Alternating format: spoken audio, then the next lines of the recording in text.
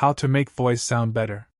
To begin, I added an audio to my timeline and I want to make audio sound better. To begin, I added a clip with an audio attached to it.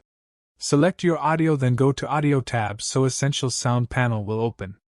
Now select the type of audio, which mine is dialogue. You can use one of the presets.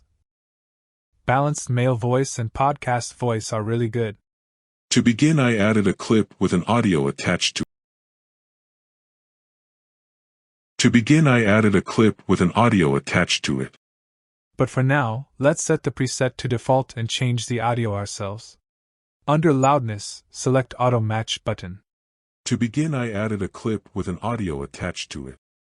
Under Clarity, check Dynamics and increase it a little bit. To begin, I added a clip with an audio attached to it.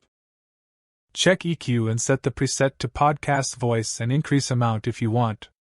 To begin, I added a clip with an audio attached to it. To begin, I added a clip with an audio attached to it. Check Enhance Speech and set it to high or low tone based on your choice. To begin, I added a clip with an audio attached to it. To begin, I added a clip with an audio attached to it. Anyway guys, thanks for watching and I hope you found this useful.